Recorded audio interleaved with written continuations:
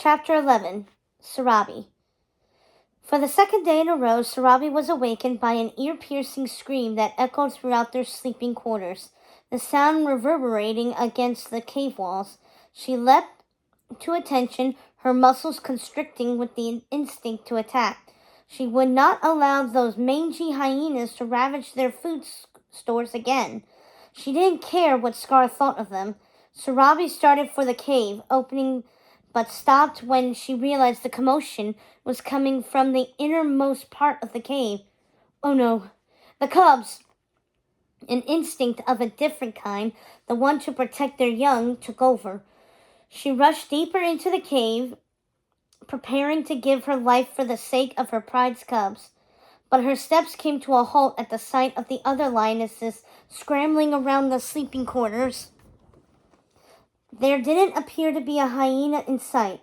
The pride wasn't under attack. What is going on? Sarabi asked. She's gone, Foyola screamed. My Abena, she's missing. Sarabi's stomach dropped.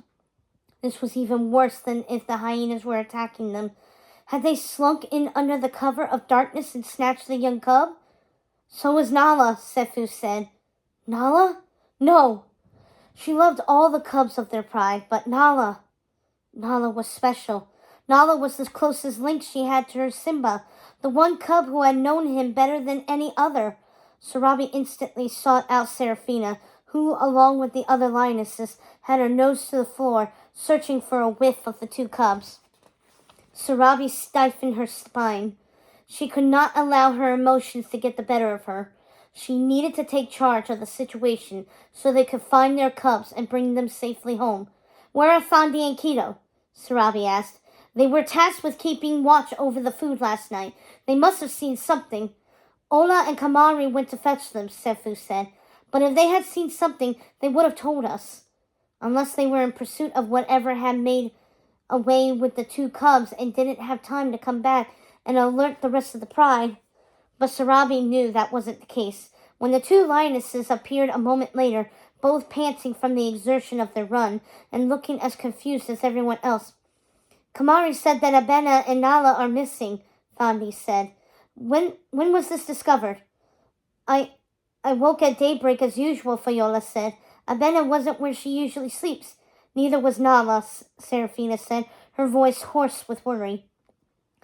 Sarabi caught the barest glimpse of the panic in her eyes, but it was all she needed to glean how frightened she was.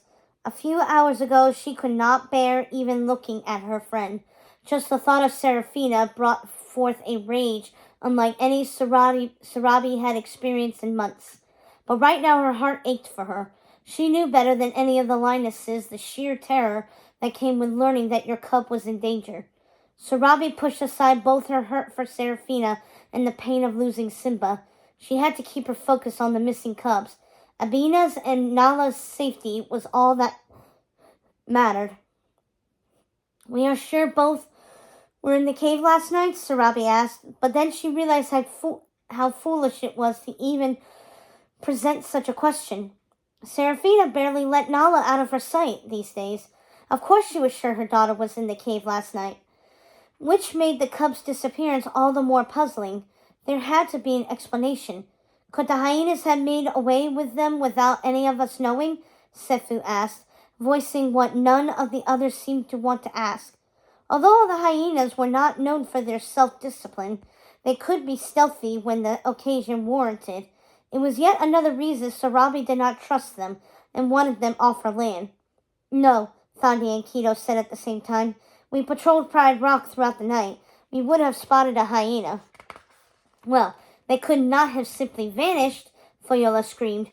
Something happened to them. You and Keto should have done a better job of keeping watch. Thandi ran up to Foyola and growled at her. We did our job. Not if the hyena snatched my girl. Foyola had become hysterical, while Serafina seemed to be just the opposite. She stood against the wall of the cave, staring unseeingly at the floor. Enough of this, Sarabi shouted. None of this back and forth will help us find the cubs. We must go in search of them. She looked at Thandi. You and Sefu, go to the waterhole. Someone needs to question the hyenas. No, Sarabi said. That is against the king's rule. We are not to question the hyenas. The words tasted foul on her tongue, but Scar had established a set of laws when it came to life between the lionesses and the hyenas. The interlopers he'd allowed to inhabit Pride Rock were not to be approached by any of the lionesses. Keto, you and I will go to Scar, Sarabi said. He is the reason the hyenas are here, so he should be the one to answer for them. I will, Fayola began, but Sarabi cut her off. You will stay here with the other cubs. I cannot, Sarabi. You do not order me to remain here while my Abena is out there somewhere. Fayola, you are in no condition to search for her. You will do more harm than good. Stay here and watch over the other cubs. Sarabi looked to Serafina. And her, she said, nodding towards her friend, who continued to stare at the floor. It was then that Sarabi realized that spot was likely where Nala had been sleeping. The tightness returned to her chest. She wasn't sure which was worse, to lose a cub the way she had lost Simba, when she'd had no ability to save him, or to save a cub snatched from under your nose. She ached to comfort her friend. But right now, Serafina needed her action more than she needed her comfort. Let's go, Sarabi said to her sister. Thandi and Sefu had already taken off for the waterhole, so Sarabi led Keto out of the cave and raced up to the top of Pride Rock to Scar's sleeping quarters. Come out, Scar, Sarabi called. Her summons was met with silence. She would have given him only a few seconds more before she went into the cave to get him. Scar! Zazu flew out of the cave and landed in front of her. Queen Sarabi, well, this is a pleasant surprise. What are you doing here? Zazu, where is Scar? The bird tipped his head to the side. I believe he went for his morning exercise. His, Majesty, Zazu spat on the ground after saying the word, likes to run along the southern edge of the Pride Lands. Sarabi looked at Keto. That's where we will go. What is going on, Your Majesty? Zazu asked. Zazu, I need you to do a sweep of the area. 2 of the cubs are missing. Maybe you could spot them from above. Missing? He gasped. Yes, go, Sarabi said. We do not know if they were taken or if they left on their own. All we know is that it happened sometime during the night. They wouldn't have left on their own, Keto said, especially not Serafina's girl. Sarabi wasn't so sure about that. It seemed much of the Pride had forgotten how independent Nala used to be, back before her mother had begun to smother her. We cannot rule out anything, Sarabi said.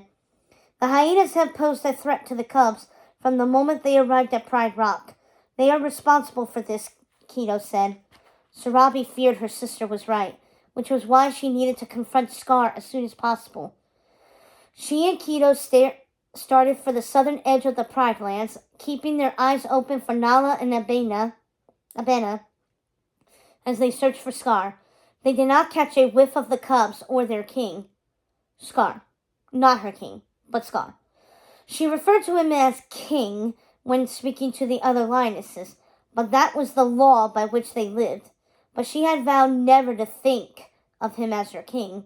She had but one king. How she wished she could talk to him.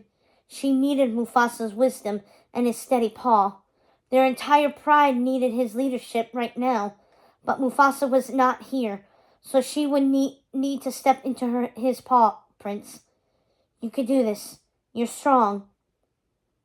Is it possible Scar already made his way back to Pride Rock? Keto asked, huffing from the exertion of their exhausting run. The sun had risen high enough in the sky to spread its heat across the savannah. It made their search even more difficult. It's possible, Sarabi answered. Let's go back. I also want to check on Serafina, Fayola, and the other cubs. They retraced their steps, heading back to Pride Rock. But they were intercepted by Thandi before they reached their home. Come to the waterhole. We found something, Thandi said. Sarabi made quick work of getting to the waterhole, where she found Sefu waiting next to a muddy puddle.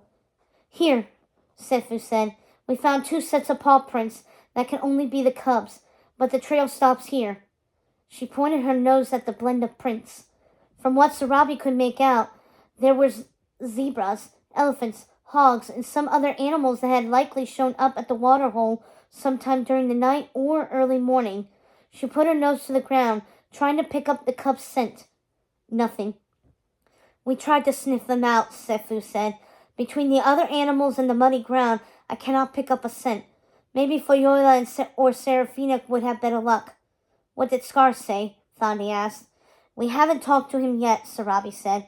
She started to explain further, but stopped as she caught a whiff of something in the air. Sarabi held up a paw and walked towards the short shrubs at the perimeter of the clearing. She sniffed the wet earth. Was it Nala she smelled, or just her memory playing tricks on her? It was something she had to contend with for months after losing Simba. She would smell his scent, hear his voice, feel his soft head underneath her chin. She could not be certain whether anything was real or just her imagination. But Sarabi was sure of one thing. She sniffed at the sky. There is more rain on the way, she said. She looked to the east, where thunderous clouds loomed high above them. They would roll in soon enough, and when they unburdened themselves, it would break havoc on whatever happened to be underneath them. She looked to her fellow lionesses. If Nala and Abena are out there somewhere, I hope they are safe from the storm that is brewing.